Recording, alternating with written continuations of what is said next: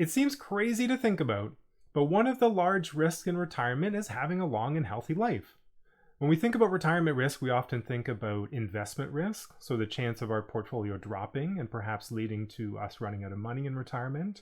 We might think about inflation risk, the chance of a high period of inflation impacting cost of living and our purchasing power.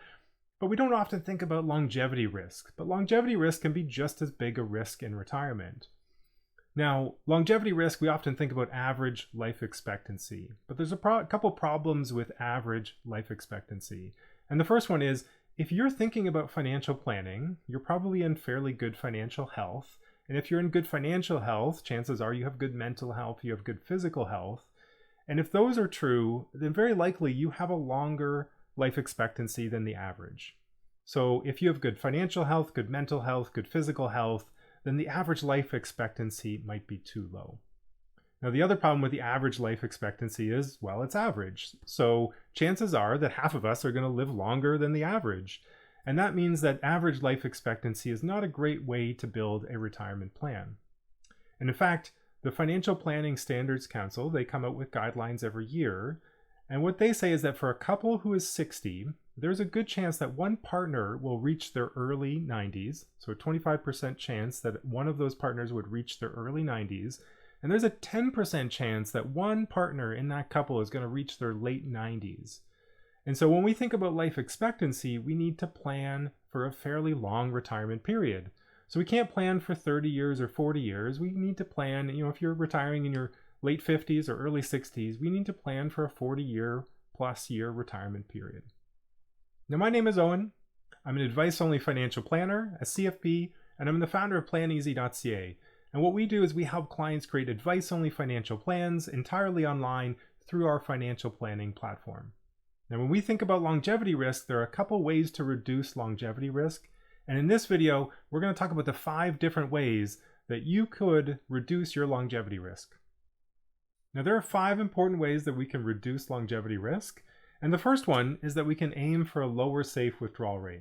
So when we think about safe withdrawal rates, often the 4% rule is quoted.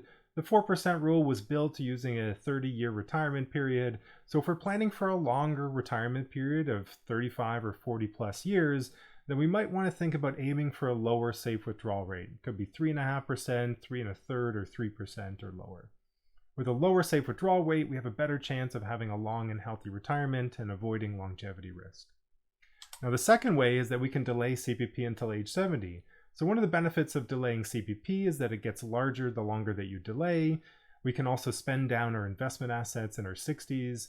And by delaying CPP, we get a larger inflation-adjusted, government-protected pension for the rest of our life. So delaying CPP until age 70 can go a long way to reducing longevity risk. Now, the other way, of course, is to purchase an annuity. So an annuity is bought from an insurance company. Basically, you trade a certain amount of money for a guaranteed income for life. So you could purchase an annuity for $100,000, and you'll get a certain amount per month for the rest of your life. That, of course, helps with longevity risk. It helps reduce investment risk. But because a lot of annuities aren't adjusted for inflation, it doesn't really help with inflation rate risk. So that's one thing to keep in mind. Now, the other way to reduce longevity risk is, of course, with a defined benefit pension.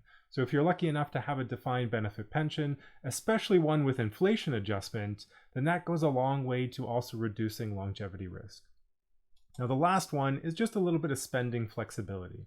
So one of the risks in retirement is that during a period of poor investment returns or high inflation rates, we can quickly eat into the value of our portfolio. So having a bit of spending flexibility can go a long way at reducing longevity risk because we're not spending as much of our portfolio during a period of high inflation or low investment returns.